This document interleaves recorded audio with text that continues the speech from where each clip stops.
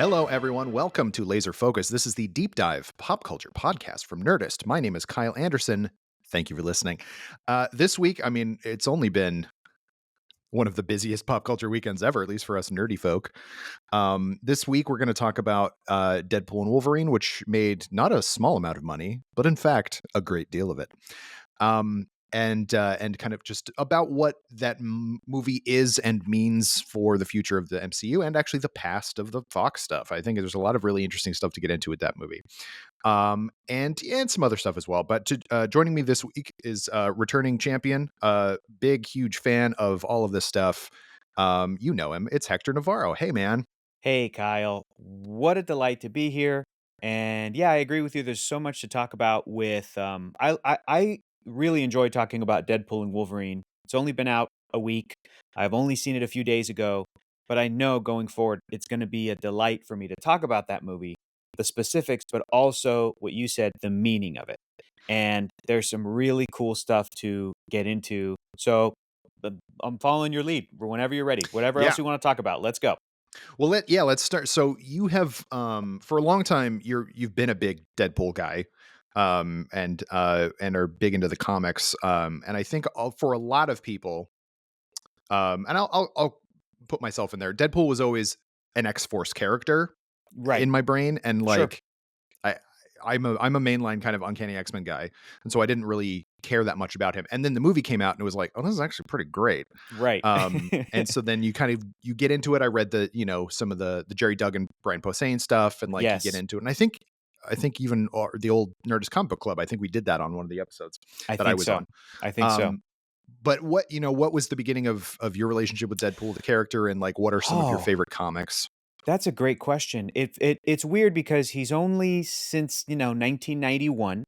So me being born in 87 feels like he's almost been around the whole time. Hmm. But I think I do remember the character kind of gaining more steam with the early 2000s and with the Joe Kelly run, which I remember like when I was a kid, when that was coming out, when I was a teen and preteen, I remember that stuff kind of being like cool and edgy, but also like, I don't know if I got it or read it or dug it or understood it.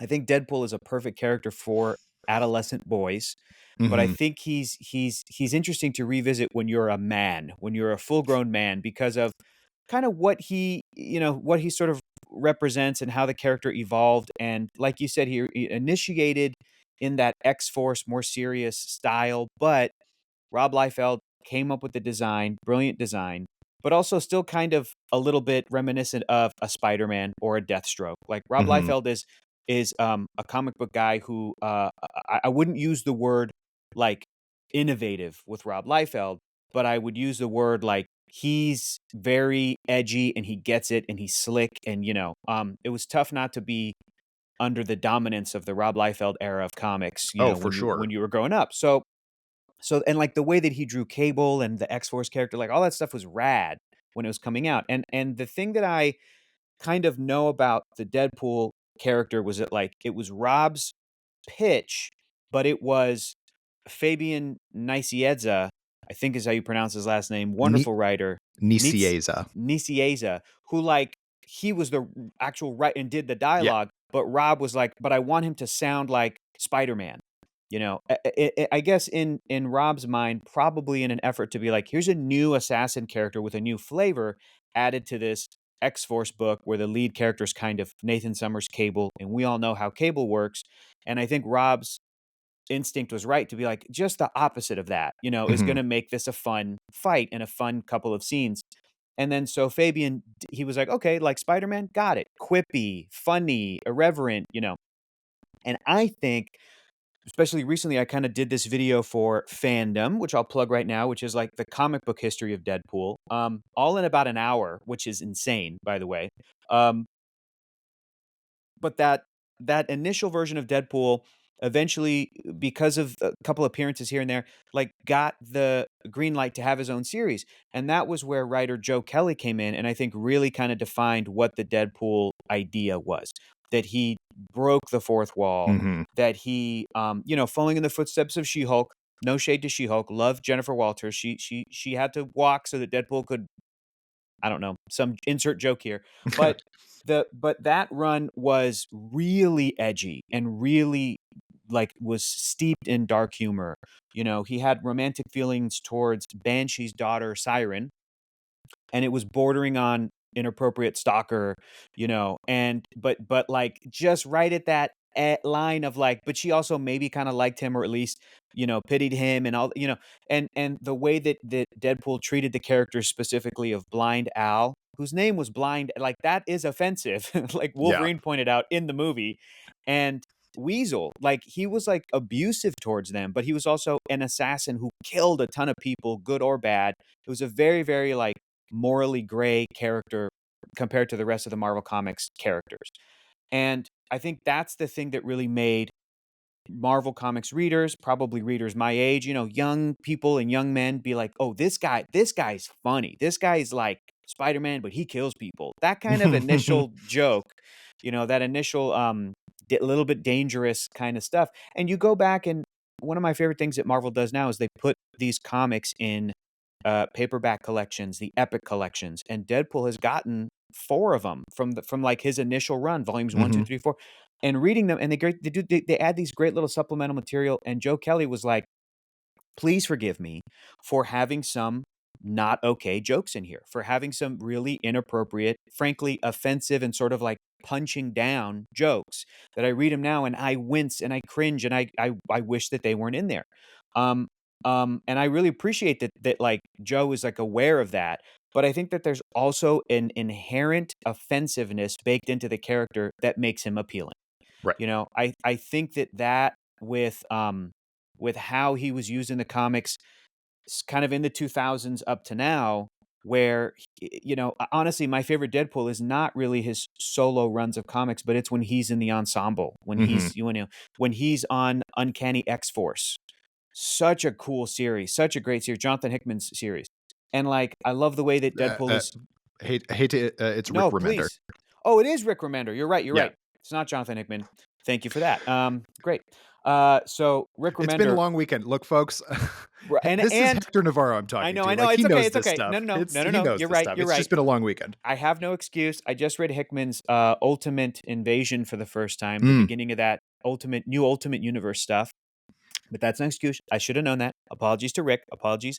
Um, but that series was really, you know, you want to talk about a character who can fit into a variety of tones but still remain like their core character. Deadpool is that character. Yeah. I'm excited for, I mean, just look at his 3 movies. They're pretty, 1 and 2 are similar, but 2 is more ambitious, and you're adding in those characters of Domino and Cable, and you know, adding more of the X-Men side of it, and now he's an X-Men trainee, and now, you know, it Yeah. felt a little bit more like a full-blown X-Men film, Deadpool 2. Then you get to Deadpool and Wolverine, and it's a whole new ball game.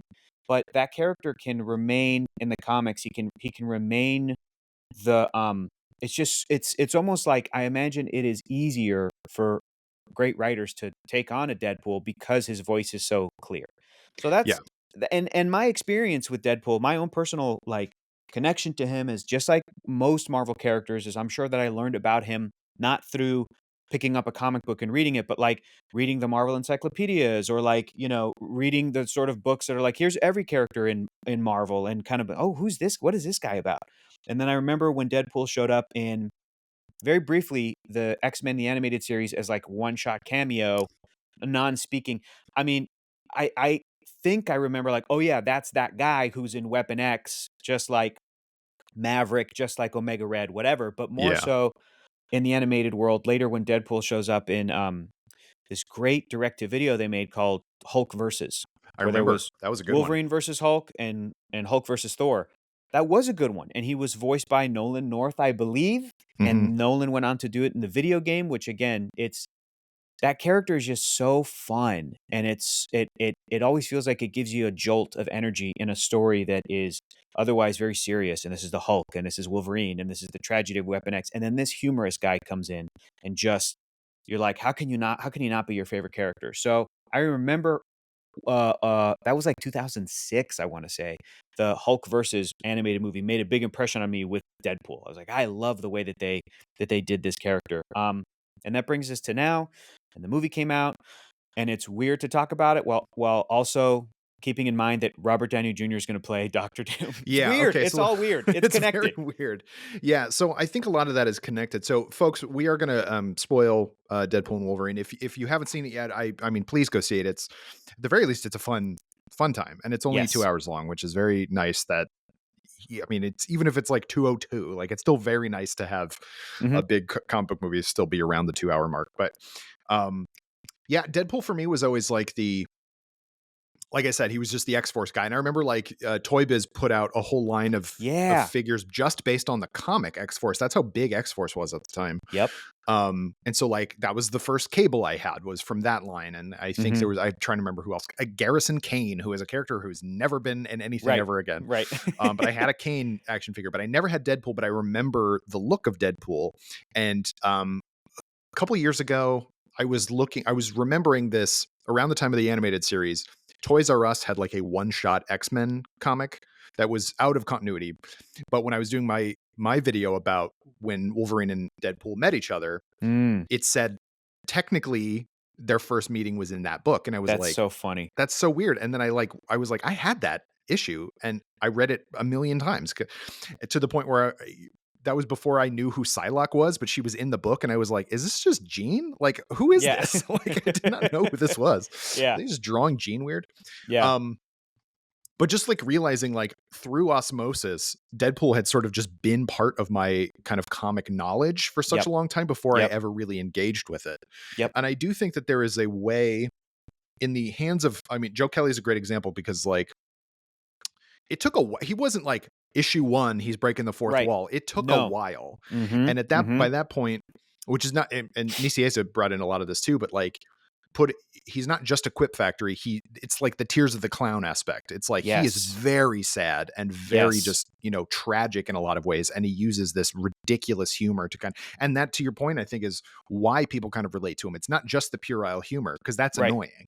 Right. It's the fact that we know why he does it that way. Yes. Um, Yeah, and I think that, like, the backstory where he was, someone who had cancer, and right. then in an effort to try and, like, heal or move past it, he ended up being experimented on, and then that gave him the powers, but then that gave him the scarring all over his body. I think that's also really key, and I will say too that, like, despite me knowing about who this character was, enjoying him in animated things like Hulk versus or whatever, it really was not until the first, solo Deadpool movie. I was gonna say the first Ryan Reynolds Deadpool. No, because even in X-Men Origins Wolverine, we were all sort of disappointed, I suppose, by that. Even Yeah. though he did do a great job as that wisecracking mercenary in the first part of the movie.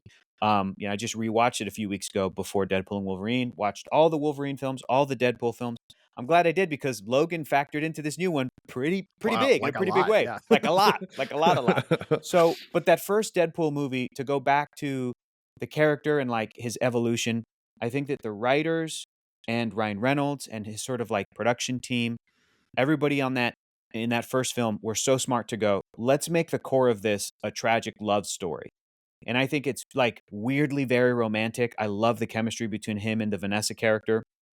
And that's what kind of propels you through the that first film. I think that's really why the second movie, I don't love it as much as the Yeah, first one. same. She's fridged, and he makes jokes about that in that Christmas special Once Upon a Deadpool. And kind of maybe why the first Deadpool movie might still be my favorite of the trilogy is a little bit because of that. I think that his character, the Deadpool character, goes through some really interesting stuff in this new film. I think this new Wolverine goes through the most interesting stuff, and I Mhm. love that the most. But I think that the first Deadpool movie, in my experience, is better than any single Deadpool comic or like story arc or run that I've read. Whereas I can't say that for other characters. I've read Spider-Man comics that I think are maybe better than like a solo Spider-Man movie. Maybe not Into Mhm. the Spider-Verse, but I've read Batman comic books, Superman, Wonder, like so many of these characters that I love, Hulk, where I'm like, the movies are great. I love them, but they might not have reached the highs that I've experienced reading some stories.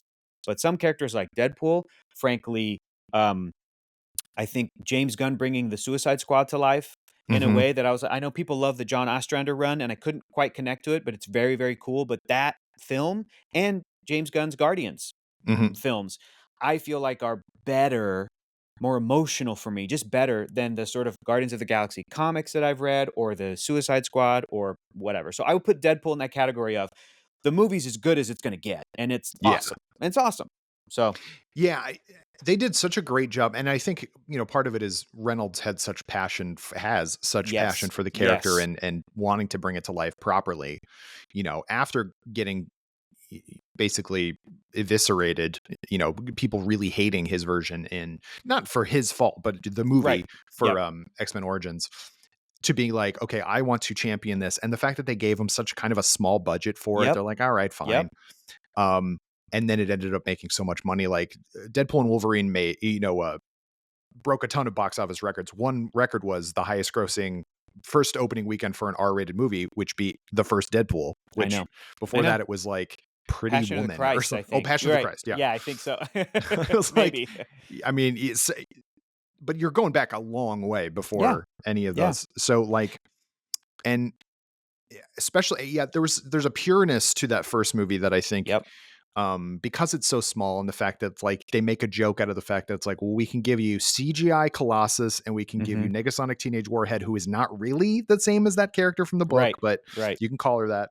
yep, And then, and nobody else that you care about. And then, like in the second one, I I didn't really like the second one the first time it came, when I first sure, saw it, and I didn't sure, watch it again until this last couple weeks. yeah. And I liked it a lot more the second time I Yeah, watched it. it's solid, it's solid. It's maybe too ambitious Yeah. because you do, and again, the funny thing is that the kidnapped Fred Savage makes a joke about this in Once Upon a Deadpool, Mhm. where he's like, "You got cable? You got Cable?" As he's, like, reading him the story, and Deadpool's like, "You know Cable?" He goes, "Yeah, the son of Scott Summers and Madeline Pryor, the clone of Jean Grey, who's raised by the Ascani son taken into the future and given the techno-organic virus. I hope that you've given his really rich and layered backstory its due." And Deadpool's just sitting there like, "We covered the time travel stuff." Like, that's what's fun about Deadpool 2 is that it is ambitious, that it's cool that they got Cable in there. They have Domino in there. I love those characters and I love Zazie Beetz, and I thought Brolin did a great job, but it's not quite as, maybe the budget and the focus was benefited in the first film because it was a lower budget. I remember listening to the commentary on the first film, and I think the director, Tim Miller, said originally or it may have been even Reynolds and his writing partners, they were like, originally, the character of Angel Dust was like two or three characters, including like Slayback and Garrison Kane were in there. And then they eventually, because of the budget, pared it down to like, okay, the bad guy is just Ajax, and then Ajax has a right hand woman. Like originally, Dr. Killebrew was going to be in Mm. the first Deadpool movie, who's sort of like the real mastermind behind the whole program that tortures and turns Deadpool into Deadpool. So yeah, it's a little lightning in a bottle, but I think that I also agree that on rewatches, Deadpool 2 is I like it more, especially now that the ultimate victory here is Ryan Reynolds. That Yeah. he was able to pull a character from the worst X-Men movie into the best X-Men movie into the MCU. It's so good that he was undeniable that they're Yeah. now in the Marvel Cinematic Universe, which is insane to think Yeah. about. Yeah. That yeah, so let's just dive into Deadpool Wolverine, because there's obviously Right. a lot, and then if we want to dip back, we can, like, whatever. Like, Yeah. but I think, seeing the images for it, obviously you get excited because you're seeing yellow suit Wolverine, and it is an MCU Deadpool, and it's going to be R-rated, and you're sort of like curious. And when you and I have talked about this a lot, and just people in general on the internet have talked about this a lot, how since Endgame, with a couple of exceptions, the MCU has sort of been lackluster for a lot of people. Yeah. Seems kind of rudderless. It's just, and it's not through no fault of their own. Like, they finished off this amazing run, and then you Yep. had unforeseen issues like Chadwick Boseman passing away, Yep. other people needing to be recast, or just like stepping back, and so you had Global pandemic, pandemic. Exactly. strikes, like Yeah. all not stuff that was in their control for sure. No. But that's not to let them off the hook. They still made the movies and TV shows that they chose. I was talking about this exact thing with my friends last night, and the other thing that we sort of came up on that I kind of realized is true. My buddy laid out. He goes, Chris Evans, Captain America, had three movies in a 5-year period or something. He went from like Hmm. 2011 to 2016. and he was in 2 Avengers films, and he had his own trilogy in that short amount of time. And now with Phase 4, there have been so few moments where a character is even revisited even once.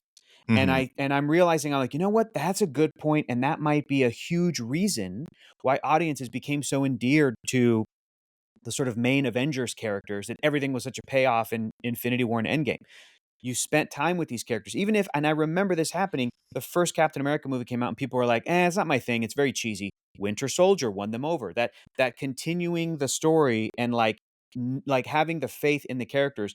We still haven't seen, She-Hulk again, or Moon Knight, or the Eternals, and we may never Yeah. see the Eternals again. Like Shang-Chi They is keep another one that yeah, they was a keep not huge telling hit. us when Shang-Chi 2 is gonna come out. Yes, and I'm all for having these very ambitious and cool and interconnected tags, but also at Comic-Con Hall H, they brought out Tim Blake Nelson, who's playing the leader in Captain America: Brave New World, and they pointed out, they're like, "It's been 16 years since this character last appeared and had a tag that was unresolved," and Kevin Feige on stage said, like, "No tag left behind, like, no tag unresolved." And I'm like, "That's great, Kevin. I don't wanna wait 16 years to know what the 10 rings are." I don't wanna wait 16 years to see Yeah. Hercules again. I wanna see Hercules. I wanna see him fight Thor. Like, that other than the exceptions of, like, there's technically been 2 solo Spider-Man movies since the release of Endgame, or, we've seen, thankfully, Kamala Khan a few times with her Right. show, and then the Marvels, like, and Nick Fury a few times here and there, but Secret Invasion wasn't great. That is a huge thing, and as I was discussing with my friends, is it because Marvel Studios did not just want to repeat the same sort of patterns of before with just new characters, and they really wanted to be experimental in Phase 4 and really branch out and try a bunch of different things and take advantage of Disney Plus? And I'm all for that. And as a fan, I was eating good. I had a bunch of stuff, but it would be awesome to have heard and maybe even by now seen Shuri as Black Panther in another film, another Black Yeah. Panther movie where she's the lead character, or um, another Doctor Strange film, or like on top of the strikes and everything else, and depending on what you think of the quality of the movie, is part of the reason audiences weren't stoked about the Marvels is that it came out last year, but then the previous Captain Marvel movie was 2019. Is that Yeah. too long of a time to kind of keep that momentum for these characters going? I don't know. Those questions are above my pay grade. But the point is, when you look at Phase 4 and now into Phase 5, one of the things that makes it different is it's not just that there are um, more demographics and different types of heroes other than just white guys played by actors named Chris. I love those guys, but like the MCU is diversifying for sure. But then you look at, okay, Iron Man got 3 movies and some Avengers appearances, and Thor, and Captain America, and and Ant-Man got 2 movies and then a third, and so I'm hoping that I don't know. I'm always hopeful that the MCU can just deliver good stuff and be very creatively interesting. And in the Hall H panel, my hesitations for Fantastic Four, they showed us that cool little thing that they've just been filming in the past week. I thought that it looked great and very different, thankfully. I thought Thunderbolts looked really cool and very different, and I love that it's a bunch of characters that apparently nobody gives a crap about. I love those characters, but I can understand people questioning and going, "Okay, who's Bob? What is this? What is this Bob Reynolds character? And what? I like Black Widow, I like Elena, but who is Ghost? What is she doing in this movie? And what is Taskmaster doing back here? And what is U.S. Agent? Okay, we'll see if I love that. It looks new and fresh and stylistically very cool. And again, even Captain America: Brave New World, with the flavor of Sam doing super heroics, and there being a giant red Hulk that we saw with Mhm. with the face of Harrison Ford turning into the way we see Ruffalo in the Hulk, or Tatiana Maslany in the She Hulk. That was Harrison Ford as the Red Hulk. It still had a flavor of Winter Soldier, cool spy stuff. It still Mhm. had that political thriller flavor, which is what I want. But yeah, I've also it has been weird and frustrating, but understandable to see audiences go, "Oh, Deadpool and Wolverine was the jolt in the arm they needed. Deadpool and Wolverine Yeah. back to form, back to." And I'm like, "Well, not I mean, it yes and no. I think I think what I love about the film is that it does make fun of everything we're just describing. Deadpool is saying, "Welcome to the MCU. I hate to tell you, you're joining at a low point." That, and then the comedic Deadpool, Nice Pool, was like, "I think everything from Endgame has been even better." Like, that sort of sarcastic joke, it hurts me because 'cause I'm like, "Oh, shit, man, I guess I'm in on the" I'm like, "I'm being laughed at here," but I think it is still good that Marvel Studios allowed that, you Yeah. know?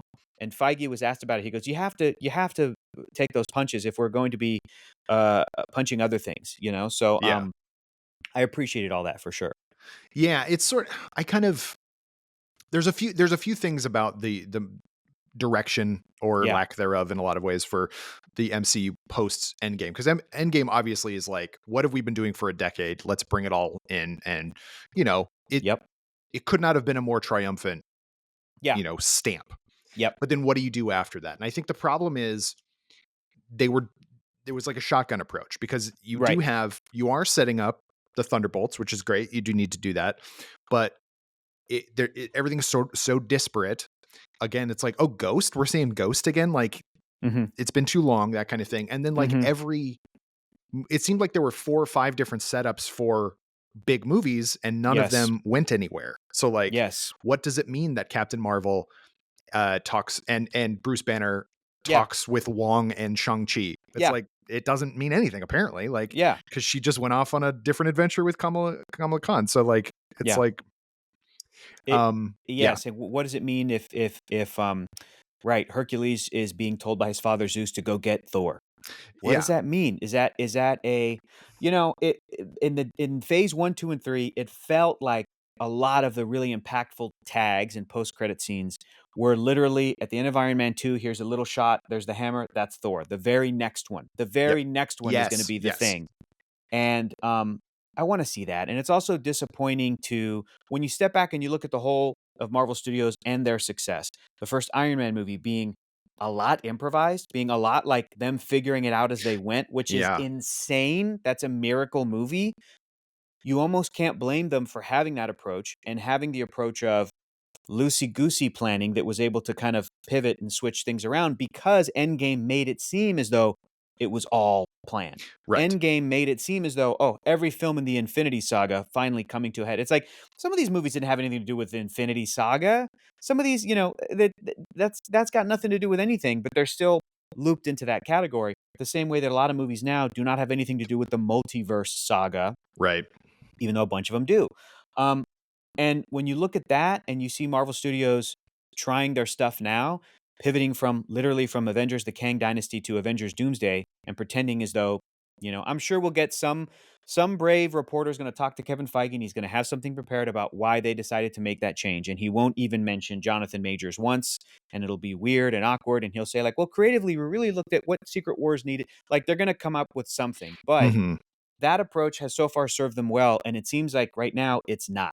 And it's frustrating to see the internet drag them and go, "Oh, really? Who could have told you that? That not planning out your movies was not going to pay off." And it's like, again, that was what they've been doing.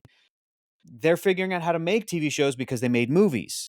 We can understand the criticism of, well, then you shouldn't have agreed to make TV shows for Disney Plus if you didn't know how to make TV shows. If you didn't know that you needed a showrunner, that's fair. But like the I again, based off of the highest grossing franchise of all time and all of their success, it's not crazy to see why they did what they did. But yeah, then you step back, and in this past week, somebody asked James Gunn about the DCU and sort of what's happening there. And he goes, there's going to be an overarching plan and story.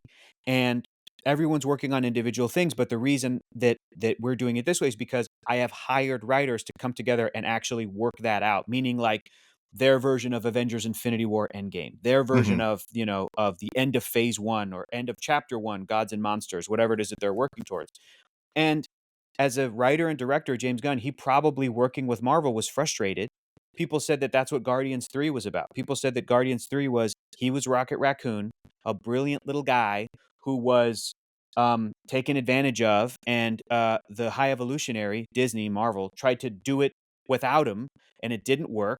And and there's all of these this interesting reading that you can get from that stuff. Because also James Gunn was fired by Disney for his inappropriate tweets from 10 years ago, 12 years ago, whatever it was, and then hired back. And so he probably felt like, well, you guys didn't, go to bat for me. Whatever the case is, he as a writer and director probably saw their whole process and was like, well, that's not going to work. That's not going to pay off. Was he writing Drax saying, I want to go after Thanos because he's the reason my family's dead? Very similar to the comics. And then when other writers got the characters, that's not what ended up happening. Did James Gunn feel like, well, you slighted me? Like, that sucks. Right. Like, that was the thing I was planning to do. So maybe on his end at DC, he's hiring the writers and going, what are the things we are going to do no matter what? Right. Working towards the end of chapter 1. What story are we trying to tell? What characters do we want in play? What movies do we want to inevitably sort of come together? And then where do we go from there? And it is a bummer to see that and go, that seems like such a no-brainer, and I absolutely know it's going to pay off.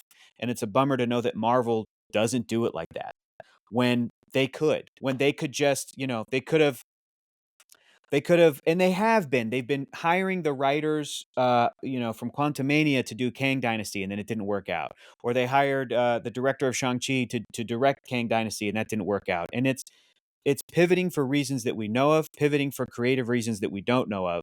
But it's just a weird time right now to just see them pivot to Robert Downey Jr. And I'm like, I want to go to bat for you guys. I want to defend your creativity, your risks. But then I see this, we see how much he's getting paid, and we're like, Disney, you guys had a strike, pay your comic book artists and writers, it's such a bummer. Now I'm bringing in a bunch of other stuff, Kyle, that doesn't have anything to do with Deadpool and Wolverine, but it kind of does. Like, yes, it does. because like, Guardians 3 is a great example of like, we need a Guardians movie, and James going, I'm gonna do the movie that I want to do, and this is what's happening. Yeah. And it's, when you basically create, I mean, I obviously didn't know there was other people involved and those characters existed and all that stuff. When you do 2 movies with these characters and Yeah. then other writers take over and kind of force the Guardians to fit Sure. Infinity War, especially. Sure. I think Gamora and especially Nebula are very well served with Endgame. Yeah. But Peter Quill comes off as a massive dummy, even more so Sure. than he actually is in Infinity Sure. War, because that's what the plot needs to have happen. So you Sure. have that, and then there are a couple. There are other movies within Phase 4 that I've enjoyed. I like Multiverse of Madness, even though it is a messy, weird Sure. slop of a movie. Yep. I enjoy it because Yep. it has dumb comic booky stuff that I like. Yep. But this to me, so what Deadpool and Wolverine is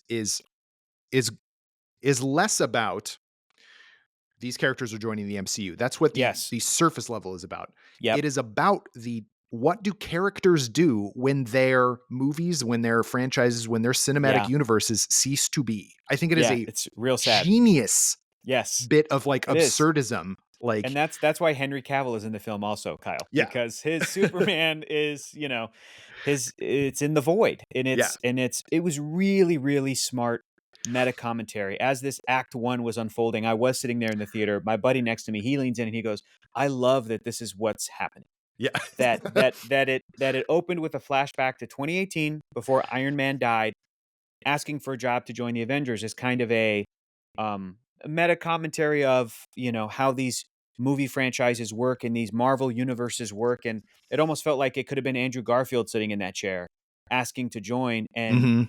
Favreau, very important that it's Jon Favreau as the face of this whole franchise, the originator, going, nah, you're just not ready. You're not Yeah. ready, kid. And then by the end of it, the meta narrative of Deadpool sort of like learning what his worth is and understanding where his place is. That's all that stuff is great. But it's also like giving those characters a redemption. The same with Andrew Garfield and Spider-Man No Way Home. Yeah. I didn't think he needed redemption, but a lot of audience members did. They did not like those Andrew Garfield movies. He came in and then steals the movie. Just like Gambit in this film. Like changes our perceptions, our opinions about, I never would have wanted to see Channing Tatum in a Gambit movie. That would have been bad. And then you see this and you go, damn, then you had to use him perfectly. He was so funny. He was, he got to do cool action stuff. It's Yeah. Gambit-y. And the same goes for all of those other characters and the Elektra and the Blade and especially Daphne Keene. Like it's weird to be nostalgic for those projects because a lot of them were not good. But this movie, the way that it treated those characters, even Johnny Storm, Chris Evans, which you don't feel bad for because you're like, but Chris Evans is now Steve Rogers. He's fine. It's fine. Yeah.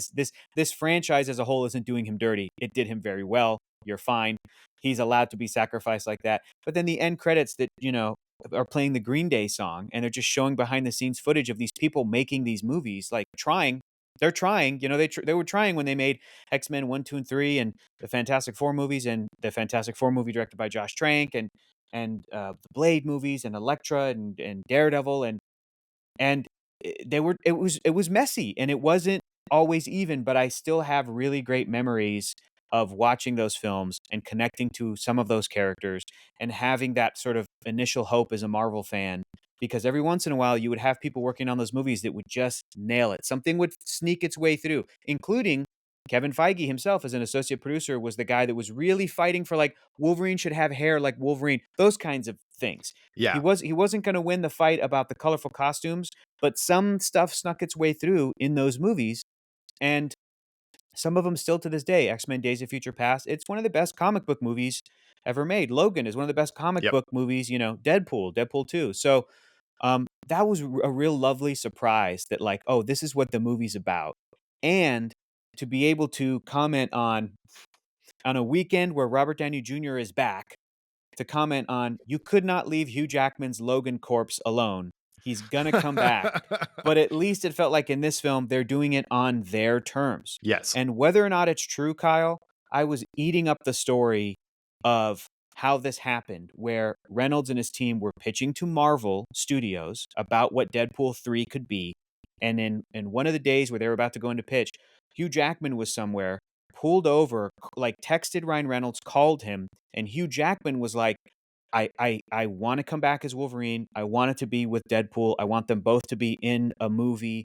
That's what I wanted to do, because he apparently felt that when he saw the first Deadpool, right? Hugh went to go shoot Logan, said goodbye to the character, incredibly emotional. His last day on set, he's thanking James Mangold. He's like, I've got my teenage son in the trailer who's 16. He wasn't even 3 when we started. Like, it's very emotional for him. And then he said, not long after he wrapped, he went to go see in theaters Deadpool, and he looked up at the screen and went, "Oh shit, I want to do that." He's like, Yeah. "Damn it, there's one more thing that I didn't get to do with my character, and I can see now the vision. I can see what Ryan and his team were able to pull off." So the fact that he pulled over, called Ryan Reynolds, and then Ryan went, "This is crazy because in 3 hours we're going to go pitch to Marvel right now." So then they did, and they're like, "Hugh wants to come back." Like, and that's how this all began. You watch this movie, and first of all, Hugh steals the movie. I think Yeah. I think that his performance is, he gives it as much as he did in Logan, but in just a different energy. But Yeah. he commits so hard to this character, to have the sadness in this Wolverine, to have him say, F the Avengers, but that he's wearing this because he knows what it means to be an X-Man, and it makes him remember his friends. Him constantly talking about Scott or Jean or whoever, like, it was and he's so comic booky in this. It was so beautiful. It was so nice. And to for the movie to basically say, like, we're going to give you what we're going to call the worst Wolverine, not the one from Logan, not the one from all the not the one from X-Men 2, X-Men United, like the good ones. This is like a crappy rejected one, similar to how Deadpool as a character, that's his whole thing. And by the end of it, when Deadpool turns to him and he goes, "I'm going to tell people you were the best Wolverine." I was sitting there and I'm like, he's maybe my favorite now. He's I kind of know. my favorite Wolverine, the way Jake Johnson's Peter B. Parker might be my favorite version of Peter Parker, right? In anything ever, because he's this, like, loser, Yeah. schlubby guy, and here's Hugh Jackman in this playing this yellow suited Wolverine, and then he puts the mask on, and then he does, it was just such a joy to see him, like, kick ass in this movie, and not just make sense as a character and make it work, but like excel. Like, he's just it excels in this as a character. And it was yeah, it was so great. So that's what the movie sort of ends up being. And you know what? Honestly, after seeing Deadpool and Wolverine, I did feel a little bit better about the Robert Downey Jr. announcement, Mm. because as I'm watching Deadpool and Wolverine, like you said, it's surface level, it's very marketable. We know exactly what the movie is. We know exactly what we're getting. Oh my God, I can't wait to go see a new Wolverine movie. It's the biggest character, biggest star in the world. And then the movie has this, like, earnest sincerity in it about these characters that I love and I so appreciate it. So now I was getting out of the theater and I'm like, you know what? whatever stunty thing they're doing with RDJ as Victor Von Doom, I think there's gonna be something in there that's emotional and worthwhile, and hopefully just doesn't close the book on the character of Doctor Doom. That there will be another, that there will be like a prime Doctor Doom or a 616 Doctor Doom. Yeah. We'll see. All that nerdy stuff's not that important right now. The important thing is like I was at first like, oh, this just feels regressive, and then seeing Deadpool and Wolverine going, you know, if they hire the right writers, they can pull off a lot of cool stuff. Mhm. So, Yeah, and it was really nice to see, these movies always have a ton of writers. You have returning Rhett Reese mhm. and Paul Wernick, along with Ryan Reynolds. Yeah, you have Sean Levy, who, he only had directed this one, but he's worked with all of them before. Yep. And then the addition of actual comic book writer Zeb Wells was pretty Right. dope. Right. Who gets these characters and the universe and everything like that. And Yes. I think, like what you said earlier about like, it's there is nostalgia for these characters from movies that are bad. Like, Yep. not the, Blade 1, great. Blade Awesome. 2, great. Yeah. Blade Trinity is very, very bad. Right. And if you've listened to any of the behind the scenes stuff about it was just not a pleasant experience for anyone involved. Yeah. But that was the very first comic book movie that Ryan Reynolds was in. And Yes. Hannibal King in that is because Is they kind of Deadpool. had to just He's give him yeah. lines because what Wesley Snipes refused to say things. Yeah. He kind of became a proto version of Deadpool. And then like Absolutely. it's a perfect through line, I think, for him It to be is. like, 5 movies of characters similar to this, only 4 of which are actually Wade Wilson. So I thought that was really cool. But like, you get to the point where Chris Evans, and also we get that thing at the end, Yeah. Really fun. where, because people might still go, oh man, he just got Johnny Storm killed. Like, then what a horrible Yeah. guy. And Yeah. it's like, no, he didn't. He just said exactly what this guy said. I think that's such a funny bit because Chris Evans's, image can, withstand it. But like, Blade's Yeah. not a joke. Gambit ultimately is not a joke. Mhm. Electra's not a joke. They have jokes and they are Mhm. funny characters. Mhm. But I love the fact that none of them die stupidly. Because Yeah. in Deadpool 2, the kind of smug dumbness of that, why the reason I didn't Yes. like it is because they just Yes. were, here we go with X-Force, and everybody but Dead. Domino dies. Like, it's Yeah. like, well, that's just silly. It's Like, funny. It's it's funny. funny, right? It's funny, but if you were excited to see the X-Force, then you're annoyed. You know Yeah. what I mean? So, Yes. um, and that You're was sort right. of my It especially too with Daphne Keene coming back. When I tell you yeah, that I was surprised myself with how emotional I was feeling yeah, just seeing her. I just saw her in the Star Wars show The Acolyte. I think she's a wonderful actor, and when you rewatch Logan, she's so tiny, and just starting out, and she's really good in that movie. hmm Like really, really beautiful, and her performance is so beautiful in that movie, and also somebody who has, my family's from Mexico, to have that character be essentially Mexican, even though the actress is Spanish, I believe, and from hmm Spain, speaking Spanish at Wolverine and, yelling at her, like yelling at him and going through her friends' names. To see her come back, put the glasses on, but then still tell Logan before that scene, like, you were never the right guy. That's the whole point of the character of Wolverine. right, I love that about Wolverine. He's never the right guy, but he has such a big heart that he does step up when it counts. So to see Daphne Keene come back, it did feel like Hugh Jackman was, plus we're seeing this is just like Ke Huy Quan's return in Everything Everywhere All at Once, and seeing him hug Harrison Ford. We were all like, this is the greatest day of our lives. This is amazing. So to see pictures of taller Daphne Keene hugging Hugh Jackman because they filmed this movie together whenever they did, and they kept it a secret, and then she's doing press for Star Wars and she's lying like, no, I'm not in it, I can't wait to see it, I'm so excited. I love that stuff. It's just it was so great to see that character come back, because the character represented, even though Logan was a beautiful story and a closing chapter of that version of the character, that like he still, the legacy of that movie is going to live on forever. It lives on in the fictional character of X-23, Daphne Keene. But it doesn't even though he played with the corpse at the beginning of the film, this movie does absolutely not take away from any of that story. And I've right, seen the cynicism of like, these actors are never allowed to die The joke is that Hugh Jackman's going to do this till he's 90, that they kept talking about in the movie. The joke is that Robert Downey Jr. is coming back. But then again, revisiting these films, the Wolverine movies, you go to see this past week, and I'm like, no, Logan is still amazing. And it all just depends on what future generations are going to gravitate towards and what's going to sort of live on. Do I think that Deadpool and Wolverine is going to be timeless? No, it's very of its time, but Right. that's kind of baked into the Deadpool character, you know? Yeah.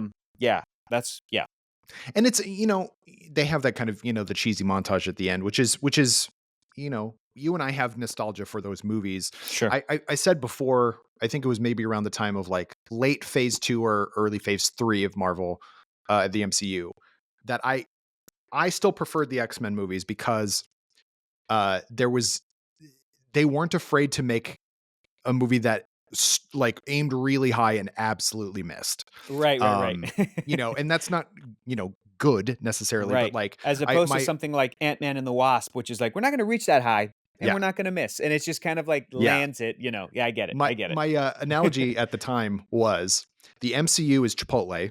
because it's like it's always satisfying. I always enjoy it, Yep. but there's only so much you can do with it. Hmm. Occasionally they'll introduce queso and it's like, oh, that's different, but it's like it's still Hmm. basically the same. Right. Whereas the Fox X-Men movies were like the non-franchise Mexican eatery that you sometimes see on the road. It's like this Yep. might be the best I've ever had, or Yep. I might be on the toilet for the next Yep. 4 days. Absolutely. And that's the way it was for me for such a long time. And I do think that Yeah. like this to me didn't seem like this is the beginning of the X-Men in the MCU. No. It felt like Feige gave them the ending of the Fox franchise, because before that it was just going to be New Mutants, and that sucks. Yeah. Yeah. Like You're absolutely right. Again, because the nobody same saw way. it and it came out Yeah. during the pandemic, Yeah. and it was kind of like, well, we got to put it out. Like we're under obligation Absolutely. to put it out. Right. Yeah, that was such a bummer. That one also had so much potential in it. With I thought it was I just think the fine. cast is really good, and Yeah, agreed. or well cast is what I should say. Yeah, Like yeah. I would love to see eventually Anya Taylor-Joy as Magic again. I don't know if that'll Yeah. ever happen, but I Eh, think that was a very good choice. I think if it was ever going to happen, it would have been in this movie, and it I didn't know you're happen, right. so it might You're not right. happen. I think you're probably She right. could have shown up and been like, "No one's even seen my movie," something like that. I don't know. Yeah, I agree, and I think that this they took a page out of Spider-Man: No Way Home's book, Mhm. where it almost did feel like, okay, Sony, you got to stop making these bad villain movies. We'll throw you a bone, and we will reinvigorate your previous Spider-Man films because they're so good, most of them. And we're going to bring back the villains and use them correctly. And yeah, you whiffed it with Jamie Foxx, but here's Jamie Foxx being really, really good as Electro. And again, giving that redemption to the Andrew Garfield, Peter Parker Spider-Man. He saved MJ. And audiences lost it when that happened. And I think to give like Elektra, Jennifer Garner, Blade, Wesley Snipes, Channing coming in with Gambit and just kind of crushing it in Yeah. in a comedic way because he's a really good comedic actor. Um, but giving them that like heroic, noble sacrifice question mark. We don't know if they're gone at the end of the film. Um, it's nostalgia, but it's enhancing of what I already liked about it before. Now I'm gonna watch, Daredevil and Elektra and go, man, she's gonna end up in the void and just be really cool and kick ass Yeah. and it's really funny. I think that that's the best part about a good sequel is that it will build on what came before, enhance what came before. I went with my friend who has a girlfriend who's never seen any of the 20th Century Fox X-Men Mm. films. None of them. No Deadpool movies, Wolverine, none of the X-Men films, not even a Fantastic Four. And she had a great time and she goes, "I want to watch all of those." Great. Yeah. That's the purpose of this thing. Great meta commentary, great excuse to bring back Hugh Jackman. Um, just all in all, like, were there chunks where there was maybe clunky exposition? Absolutely. Sure. But if this wasn't one of the most entertaining movies I've seen in months, in years, maybe, I just loved so much about it. And I'm so happy that odds are Hugh and Ryan are coming back for an Avengers Secret Wars. Mhm. Odds are what the internet's been talking about for years is probably going to happen. They're going to bring back Tobey Maguire Spider-Man. They're going to bring back, we might see Eric Bana Hulk. Like just to be this sort of celebration of all the different Marvel universes that Yeah. exist. And then hopefully to appease the criticisms that are kind of valid, we will close the book mostly on multiverse Mhm. and get into the next phase and get into your precious mutants, Kyle. We'll finally do them justice in the Marvel Cinematic Universe. It'll happen. But in the meantime, let's pause and celebrate and enjoy everything that's gotten us up to this point. You know? Yeah, and, like, that was kind of, like, very quickly into the movie, like, there was, we knew from some of the trailer shots that, like, Patch was gonna be in it or Yep. some version of Yep. other versions of Wolverine. The fact that they did, comic book accurate height Wolverine and the Awesome. fact that they did, John Byrne Wolverine, Yeah. and they even were like, what has everybody wanted since Fox, and Marvel or, Disney bought Fox was we gotta see Wolverine fight Hulk, and it's like, Yeah. they tease it, and then we don't Yep. get to see it. Yep, because I think they're saving that for when I think they they wanna are. do it with their Wolverine, absolutely. I Yeah. thought about that, I was like, "Oh my god, we're gonna get to" No, we're not getting it. This is just No. a fun, quick montage. Love seeing all the different versions of Wolverine, especially because I have also recently been, reading for the first time those, like, late '80s mid to late '80s Wolverine comics Mhm. where he is in Madripoor, he is Right. Patch. So I am now a massive Patch fan, and just to see him in his little white suit, stabbing the shit out of Deadpool, but like he's in a casino, I'm like, I would watch a movie of this, but we never will. We'll never get it. No. Um, until maybe years from now, the new Logan spends a Disney Plus show in Madripoor. They could do it. Madripoor's in the MCU. It was in the Mhm. Falcon and the Winter Soldier. Hulk could show up as Joe Fixit. It could happen. But the key here is there it is. There it Yeah, I'm is. folks who just I'm showing the box from the toys which are set Oh up over my there, but gosh. Oh my of gosh. I the love the it. Patch and Joe Fixit set with they're both Iconic. in tuxes. It is iconic. Absolutely. That's such a good solo issue of a comic book that I had Mhm. never read, but I'd known about it because that cover is iconic, and X-23 and She-Hulk recreated it recently in the past couple years in Marvel Comics, which is awesome.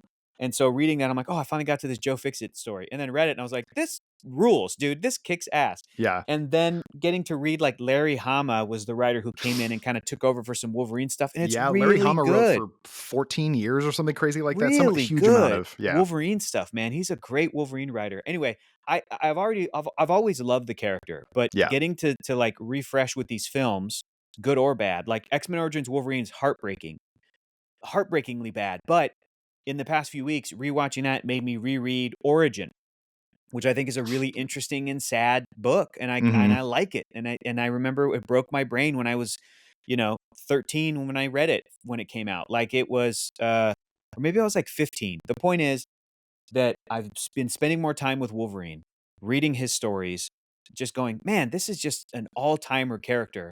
And as much as I love Deadpool too, I love Deadpool. I think this movie smartly focuses on what it should have focused on. And to Yeah. have Wolverine be the emotional core of the story with a little bit of Deadpool, with Wolverine actually getting him to shut up by calling him out in a pretty heartbreaking exchange in the car in the Honda Odyssey, I thought was also great. And all Deadpool could say was, "I'm going to fight you now." Like, I thought that was great. Um, and again, it's Hugh Jackman just giving it his all, man. His performance, Yeah. He unbelievable.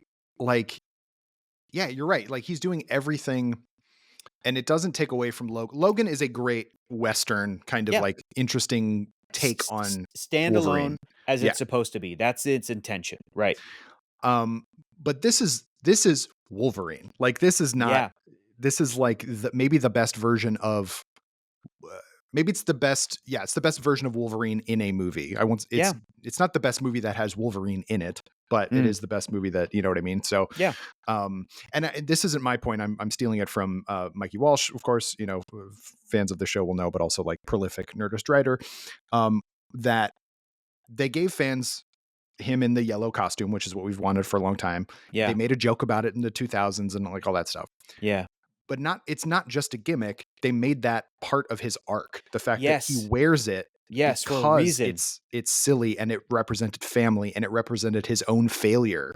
And Yes, like so when he gets to take off the other clothes and express that and like tear the sleeves yes, off and all that stuff. it means And then something. right at the end, he finally gets to put the mask on. Like Oh, it's and it doesn't look great, but I don't care. Like it doesn't work as a half a mask, yeah, but I don't care. It just like yeah. that's what I want from that character, and it's Yeah, so delightful.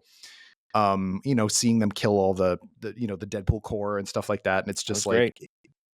the Deadpool movies have gotten comic bookier and comic bookier Yes, without ever losing the edge. And I know a lot of people think that this movie is pandering. I don't see it that way at all. I see that it's so much more like celebratory. It's like yes. these are all the things that we, as people who made movies for Fox when they had Mhm, the X-Men movies, were mhm, never able to do. mhm. Now I have MCU budget, so we're gonna do Yep, crazy stuff. yep, Um, we're gonna go to the void. We're gonna, like have all of these. We can show a dead Ant-Man because we can, like all yeah, that stuff that's there just because.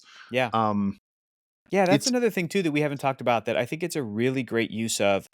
Like I love seeing B-15, sort of mhm, maybe like the sure. head of the TVA. I would have loved to have seen an Owen Wilson cameo or Yeah, Sylvie or something, but like the fact that they're continuing from Loki seasons 1 and 2, yeah, the TVA doesn't do that anymore. We don't just prune timelines. This is really great. And also that actor who played Paradox was phenomenal. He was yeah. so damn funny. Um, Emmy winner Matthew McFadden. absolutely. So I think that it is a great use of MCU. It wasn't just pure, fans have been speculating that, oh, Deadpool and Wolverine are going to jump around. They're going to be in the Battle of Endgame. They're going to it wasn't fully that. There was a little bit with this Thor tease that was very interesting. Why was Thor crying? Is a joke we may never get a Yeah. punchline to because it was Thor from Thor the Dark World, but it Yeah, doesn't it's literally matter. just that same scene, Yeah. but with Loki removed, folks. Exactly. Exactly. Is it a joke that Taika Waititi already did in Thor Ragnarok and maybe did better? Maybe, but it doesn't matter. It's Yeah. it's fine. Um, great use of Chris Evans, great use of what you said, the budget and the imagination and all the things at their disposal, while still focusing on the core of Logan, of Wade, and their meta meaning of the Mhm. movies they came from, being forgotten, being not important. And I bet we'll get in even more of a because I imagine the characters that we left in the void, if we saw Daphne at the end table scene having dinner with a new Logan, but like a Logan, which again, it was like also so sweet that like, oh man, she gets to spend time with this guy in a way, Yeah. that it to her, because I consider her to be the exact Laura from the movie Logan. That is who she is to me. This is not I think yeah, I that's who agree. she is. It's not a variant. I'm not pulling the variant stuff. The same way that like when Wade said, "Oh, Daredevil died," and Electra was like, "Don't worry about it." I'm like, "Okay, the Ben Affleck Daredevil, Matt Murdock is canonically dead. That's Yeah. it. I Yeah. don't want to see Ben Affleck come back as Daredevil and be like, "Oh, that was a variant of my variant." No, that's the one. So if she got to have that happy ending, I imagine that Wesley and Jennifer Garner and Channing's characters got to go back somehow too to like some safety and get out of the void. And I bet you at the end of Avengers Secret Wars, there will be it's the same when you read JLA Avengers, when the Justice League and the Avengers say goodbye to one another as they go back to their respective universes. We'll see Hugh Jackman, Wolverine be like, see you never, kid, or something like we'll never see him again. Tobey Maguire, Spider-Man will say goodbye. Everything will kind of go to their own universes, and then the 616 will be there, and then thus begins the next chapter of the Marvel Cinematic Universe. Because I don't think that they, unless Marvel wants to replicate an emotional beat the way that they had Tony Stark die in Endgame. I mean, you could have this Logan die again. You could have Tobey Yeah. Maguire Spider-Man sacrifice himself or whatever. But I'm saying I think that at the end of this, they're not going to snuff out all the other universes. They will, and at the end of Secret Wars, they will somehow say, the eternity or the Beyonders or Doctor Doom himself or whatever is going to allow all these universes to live on. Loki, the god of stories, is going to allow all these universes to live on, and he's going to watch over them like the Spectre or like the Phantom Mhm. Stranger. These are DC characters, but still, just like some Yeah. cosmic entity that's allowing them to live Like on, The so that Question, like Plastic yeah, Man. there I you don't go. understand Yeah, what yeah, you're yeah, doing. yeah, yeah, yeah, yeah. Yeah. You got it. You got Yeah. it. Okay. That's exactly right. Like Black Canary. Yeah. But at this point now, I'm just rambling about the possibilities of like multiverse storytelling and what Yeah. could happen. To let me refocus myself here. The emotion is good. The core of Yes. this movie was earned, and it was sincere, and it was genuine, and it was lovely. And all the other bells and whistles we talked about, the Deadpool edginess, the violence, the comic book action, the costumes, the special effects, the cameos, or the extended supporting roles is what we're calling them, right? The internet has come around on that. The internet's been like, they're not cameo. There's one cameo, Henry Cavill. Um, Yeah, or exactly. Hulk, the CG Hulk in the reflection of the blades is a cameo, but like these are supporting roles like Toby and Andrew in No Way Home, Yeah, and just maybe a little smaller than those films. But um, yeah, this is this is great. What a delight! yeah. I'm spending the rest of the year rewatching all the 20th Century Fox X-Men films. And I think that's sort of like something that I picked up on that maybe I haven't really fully grasped until this conversation is that like there's a if we can take the entire movie is just a meta thing about Ryan Yep, Reynolds and Hugh Jackman and these yep, characters and things like that. One would assume what's the one thing that Deadpool slash Ryan Reynolds would really want to do? It'd be to just join the MCU outright. yep. But the first thing he says is, "Well, I don't want to do it if everyone else that I know is just going to get deleted or whatever." Right, And so it's like at right, the end of it, it's like they didn't merge universes. right. That universe exists still. Those characters live on. Because it has a However, Wolverine now. Yeah. yeah, Wolverine is back. Their anchor being is back, and yet they can just kind of go off and kind of do their own thing. I think that's much more impactful. And yeah, they might all show up and probably will in Secret Wars because that's what Secret Hmm. Wars is. Like Hmm. if you don't have the other universes, what's the point of Secret Wars? Um, Yes. But so, I but but I but I do think going forward, because Ryan Reynolds so owns this role yeah, to a degree that not even frankly Hugh Jackman as Wolverine, because his character comes with more baggage. right, All the baggage we talked about. He's been in a movie where his character died. He's been in a movie where it wasn't great. It was really a bad origin movie, and he's been in X-Men movies, but kind of not. And then he was in a flashback in X-Men Apocalypse where he's the Weapon X Wolverine, and that was like a tag that never got paid out or whatever. All the baggage and how important that character is. Sorry, Deadpool. I think that Marvel Studios is going to have their own Logan. they have to. Even Yeah, even after this celebration, even after the celebration of Hugh Jackman as an actor and his connection to this role, which he does. Let me take it back. He owns this role, but I think even after this, Marvel Studios is going to go. But Wolverine is he's a character that even with all these 20 years of movies, there's so much more to do, hmm, and he's so important. Deadpool is not important, Kyle. Not to me. He's not that important. He's not as important as a Wolverine. He's not an anchor being. That's part of right, it. And yeah, so I think that Marvel Studios is never going to be like, well, we want our own Wade Wilson. Why? Ryan did it perfectly. yeah, He's delivered 3 movies now. Why would you? Oh, well, because Wade Wilson has to have a history that is shared with the Weapon X program and Logan. And I'm like, no, none of the benefits of having their own Deadpool would outweigh the costs of throwing away Ryan Reynolds, these movies, and the success and the connection to audiences. It would not be worth it. But I do think that the benefits of telling their own Wolverine centric stories and X-Men stories, of course, same thing, are absolutely worth they outweigh the risks of, oh, but they've already done X-Men movies before. I even said this last time I think we chatted. I'm like, I think they could even tackle the Phoenix Saga, even yeah, though there was a movie called Dark Phoenix and they even did it in X-Men 3. I'm like, I think it's even worth it there because of the rewards. The risk would be worth it for the rewards of really trying to tell that ambitious story at that level.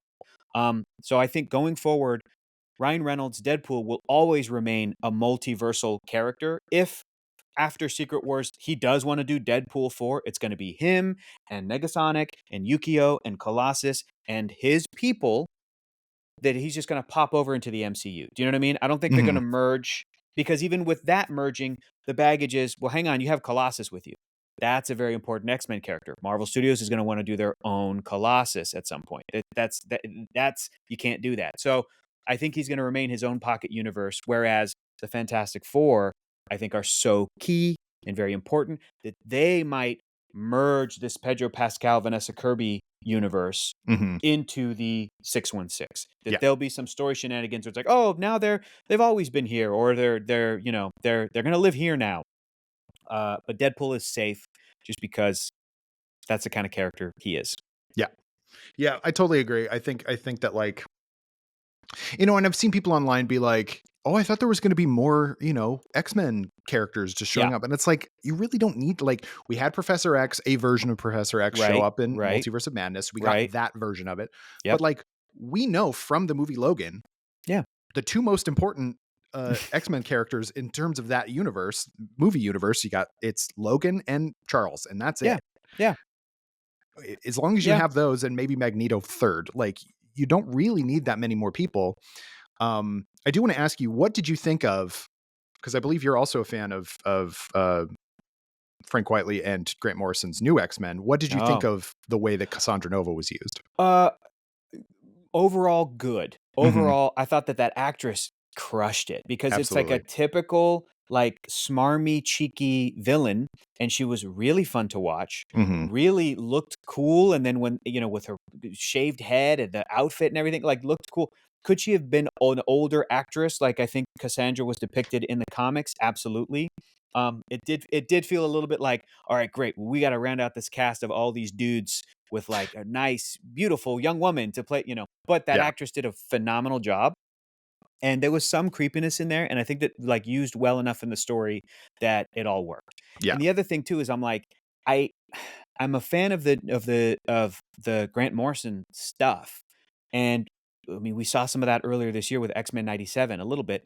Am I disappointed that, like, we may never get Cassandra Nova in the proper, 616 sacred timeline going forward? I'm like, maybe not. I really like that character, but I've never considered that character to be a sort of like pillar of the Yeah. X-Men bad guys as like your Magneto, Juggernaut, Colossus, Mr. Sinister. You know what I mean? I think it was smart to use this character in this film for a bunch of reasons. Also because yeah, it is a woman villain, which is kind of Mhm. rare and very cool that we're finally getting more of those. But it also might have been a bit of a throwaway character that like might not be factored into their future plans, but is still significant enough because it's like you're the twin sister of Charles Xavier. Oh, okay, got it, got it. This is where the connection is. So I think it was smart, and yeah, I liked the character in the movie. Uh, but maybe if when I reread New X-Men, maybe I'll change my mind. I'll be like, nah, they shouldn't have used her because it would have been Yeah. better. We'll see, we'll see. They just put out New X-Men in a new epic collection this year, so I'm They gonna sure get did. it. I'm gonna read it, and I'll report back. But yeah, so right now, um, I don't have the love for Cassandra Nova that I do for a Magneto or a Doctor Doom Right. or all these other big, or Norman Osborn, all these other big Marvel villains. And I'm still hoping we get to see not a Willem Dafoe Green Goblin, and not a Hugh Jackman Wolverine, but like new versions of those characters that I love so much in the future, years from now. But yes, let's celebrate the um the actors we already love Mhm. now while And we've got them. yeah, and they weren't going to get Patrick Stewart. It's like, well, let's get somebody who's basically the evil Right, Professor right, X. I think it worked perfectly, yeah, and the fact that other than Pyro and Sabretooth, and then like not versions of a bunch of other characters, like yeah. it's the Vinnie Jones costume of Juggernaut, but it's Right, not Vinnie Jones, and it's like right, and it's the makeup of Azazel, but it's not right. uh, I Jason Fleming. My brain took that to be like, I think this is supposed to be those characters, Yeah. but like they just didn't do the work of like hiring those actors for a small-ish part or for a part where you're just gonna die. And it doesn't surprise me that they either didn't even reach out to Vinnie Jones or that if they did, he was like, no, I'm not doing that because it's just like yeah, yeah, whereas the characters who were there, like the guy that played Pyro from X-Men 2 and 3, did a great job in this one. Like, he had a little bit more of a meatier role in this, so that was cool, and then he was talking about the costume. He's like, "It's based on Ultimate X-Men." He's all scarred and cool and, very exciting that some of these actors got to come back and, like, do the full costume. Would Yeah. Channing Tatum's Gambit have looked like that in his solo Gambit movie? Absolutely not. So it's kinda awesome that he ggets to show up in the comic book accurate Gambit costume. Yeah. So we can at least see what he would have looked like. That was Yeah. really the best part, and just like, because I was thinking back to being at Comic Con in 2015 when they Wow. announced, Wow. when they showed the trailer for X-Men Apocalypse, Apocalypse, sure. Deadpool 1, Yep. uh, Josh Trank's Fantastic Four, And then and had the whole casts out there, yeah. they brought out officially Channing Yes. Tatum is Gambit, and because Yep. that's something that had been in the works for forever, Yeah. and it was something that Lauren Schuler Donner like really was trying to make happen, Mhm. and They're like like, "Not Taylor Kitsch, it's Channing's back. yeah, It's Channing." Yeah. and I cannot like all of that happened around the same time, and obviously with the exception of Deadpool, Yeah. all those other projects either fell apart or just weren't good. Yep. Um, there's a level of like, okay, that's kind of fun, X-Men Apocalypse, but like Mhm. it, It's a fun in lot of it 3D, else. Kyle. It's fun in 3D. I Well, have I'm it in sure it is. 3D. It's Yeah, real yeah, yeah. fun. Yeah. No, but especially you said it's 2015, 2011. They brought out the Avengers for the first time on the stage, Right. and that like broke the internet in half. And you could almost feel 20th Century Fox going, "Okay, this is what the nerds want. We can deliver that." You Yeah. know, almost like Universal announcing the Dark Universe, where it's like, "Hey, here's what you want," and you go, "It's not just that. It's a bunch of other stuff." And it felt nice to see Channing Tatum because it almost felt like if he's buddies with Ryan Reynolds, and I think they are, that Ryan got the invite to the party, to the big show, and with his invite was able to go, "Hey, come on back. Come on, we'll let you do some cool stuff. We'll let you throw some cards around and have your moment. So come on over. We're gonna make some jokes at your expense, but it's gonna be great." Everybody got jokes at their expense. I was sitting next to Dan Casey during the Yeah, screening, yeah, and there's a bunch of very like, oh my God, I can't believe they got away with that joke, like that kind of yeah, stuff in it. yeah. But there was one joke, and we're way into the podcast, so I'll just spoil it. But like, um, when he's standing next to Hugh Jackman, Mhm. and he goes, he's got to wear the costume the whole time because he let himself go after the To the divorce, divorce, yeah, and I was like, and we Hugh were like, Jackman went through a divorce, yeah. like, it was like a gut punch, and I was like, Yeah, he laughed. He thought it was fun. Like, yeah, none of that would have made it if Hugh actually had an issue with it, and I think that's the whole point. Is like, he agreed, likes to and take the then piss out of himself that way. and plus, then Hugh shows up at the end, the most shredded human being I've ever seen in my life. I was like, "Jesus Christ," and that one TVA agent that just kept gawking at Yeah, them was yeah, amazing. The audience loved that guy because that guy was us. He was yeah. us. And Oh, that was so funny. yeah, I'm really stoked. I generally only, as you know, I only collect comic book versions of characters. Oh, are you getting the MCU Marvel Legends of these characters? I sure am. Dude, I think that is the best Deadpool welcome. has ever looked. I love the vibrancy Yep, of the color, and I just like all yep. the the whatever. Welcome to And the it's like, party. how am I not going to get a Hugh Jackman accurate Yes, face yes. on that? So Now, I'm getting it. hang on. This is not for podcast listeners at all. This is just for me and you now. Uh But huh. they're also doing a Logan who comes with a head pool. Are you getting that, or are you going to skip it? Possible. We'll see. We'll Okay, see. it's so funny because it's just Logan in like a plaid shirt and jacket, and he has bright blue shoes because Uh huh. it's with his costume underneath. They also put out they're doing Colossus Yep. from I'm gonna the get that one. Deadpool. Okay, so then are you going to go back and get Negasonic Teenage Warhead, Domino, and Cable, which they put out a few years ago for Deadpool 2? They have Marvel Legends of those They characters as do. well. Yeah. Yeah, basically once the deal was in place, Yep. Hasbro was able to do Yep. all that stuff. It's possible. I think the cable is actually really expensive now Is it really? on the secondary market. Whoa, the Josh Brolin Cable? Okay. Yeah, because Okay.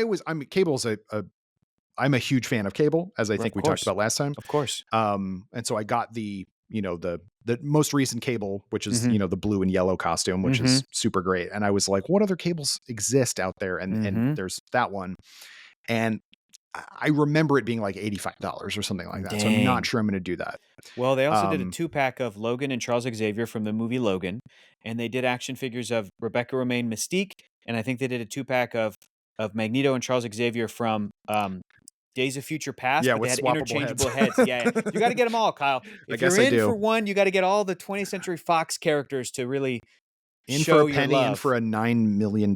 Yeah, Gosh, action figures. this is, I mean, there's definitely been in the past year and a half, I have started collecting Epic collections and Yes. action figures, and I'm Sorry, very dude. happy with all of them. However, it is Yeah. not a cheap hobby. Nope. No, it's not. But you have behind you, I have it at my office at home. The wall of comics to be Yeah. able to like pull a volume It's off the awesome. shelf is, and It's awesome. you mentioned It's the Joe the Kelly run of Epic collections. yeah. I'm getting them delivered today. This day is they will be delivered. Oh my God, look at it. It's beautiful. It's and they're color coded. That's the thing about the Epic collections. I know people are Yes. big into omnibuses. I have a few Yeah. omnibuses. Yeah. When I'm too impatient and I just want the thing right now, I Yeah. will get an omnibus. They're Yeah, very but difficult to actually physically read because they're yes, they so are. big. I save omnibuses for like reference material, Sure. like the official handbook of the Marvel Universe right here, Yep. like where they did these few omnis. but these Epic collections are great. I did a few things. These are color coded because I haven't read them yet, but Mm. these I've read and I put them in chronological Oh, I love order, it. Kyle. I There love it. you go. All of these, I do all the of these. cron. Oh my goodness. Anyway, Yeah. I love them. They're I am great. currently reading my omnibus of Superior Spider-Man, Oh, nice. which I've never read Superior Spider-Man before, and I'm enjoying it quite a Great. bit. It's that But I have the Doc Ock version of Spider-Man. Yeah. indeed, yeah. Cool, cool, Which is cool. that's something I don't think they'll ever. That'll never be a movie. I don't think, at least not No. for a In million years. fact, I wonder if okay, last question here because it feels like we hit everything we wanted to We hit did, yeah. on. We've But talked about everything, yeah. when the MCU does its own Tom Holland version of Dr. Octopus, is it going to be Otto Octavius or Octavia? That's a really good question. Or sorry, Olivia Octavius, Yeah, right? My friends call me Liv. Like, what do we think is going to be? I think they might do the male character just because, as great as Alfred Molina is, I think they'll cast an actor who looks even more like the yeah, comic book version with the bowl cut and they'll figure out a way to make that work. yeah. So, I could see that happening. I don't think it's out of the realm of possibility to think that there might be other like kind of different takes on mhm, maybe, some Ultimates versions of stuff. And obviously mhm. like Nick Fury is Sam Jackson because of Yep, the Ultimates and stuff like that. yep. So I don't think it's out of the realm of possibility for them to do stuff Yeah, like because that. the ultimate Otto Octavius was like pretty fit. He was like a pretty buff dude, and he had Yeah. really cool like silvery metal tentacles in his whole deal. That was a good look. Yeah, that But I old really like 60s look. the Yeah. PS4 game version of Oh, Otto yeah, for Octavius, which sure, they for probably sure, won't get that actor, but for sure. I like the fact that it's like he's an older guy, but he's driven to the point of like, madness essentially. Yeah. Like, Yeah. and I have always liked the fact that like there was and is, and that's what's interesting about Superior Spider-Man is that there is a good person within Otto Octavius. But he's Yes. just Yes. incredibly arrogant and has no Yeah. compunctions Yep. about doing stuff. Yeah, Sam Raimi got that right, but also just kind of influenced by a computer chip made him evil. Yeah. Yeah. Kinda silly, but cool. That was great. Yeah. Well, yeah, Hector, thank you, of course, so much for joining me to talk about this. Where can people find that Deadpool video and your other stuff on the internet, should they choose to Thanks. do so? Yeah, the Deadpool video is over on the Fandom YouTube page. They are the folks that do honest trailers, but you can search Fandom, you can search Deadpool history, and then other than that, I have a YouTube channel with my buddies called Heroes Reforged, and we have a podcast we do every week live called the Chexicans Podcast because two of us are Mexican and one of us is Czech. And we do that every week. And at the time of this recording this week, we're also discussing Deadpool and Wolverine for the whole time live. So you could probably go and check that out because it will probably already be out by the time you're listening to this. So thank you again, Kyle. This was a pleasure. And Absolutely. if I ever see some deals on Marvel Legends or Epic Collections, I know who to text. Absolutely. I found an Epic collection to complete my Jack Kirby Stan Lee Fantastic Four just at House of Secrets down the street. It was just Great, there. great. And I, sometimes you'll go into the bargain bin, and this will yeah. be like 50% off. I'm like, great, I don't have this one. Great, Give I'll it. buy this for Yeah. $12 or It's one of the whatever. Like, best. it's awesome. All right. Well, thank you very much, Hector. Thank you all Yep. for listening. I've been Kyle Anderson. Join me again next time on Laser Focus, where my guest will be a different person. Bye-bye. Laser Focus is a production of Nerdist Industries and Legendary Digital Networks. It was produced, edited, and hosted by me, Kyle Anderson. For more, visit nerdist.com.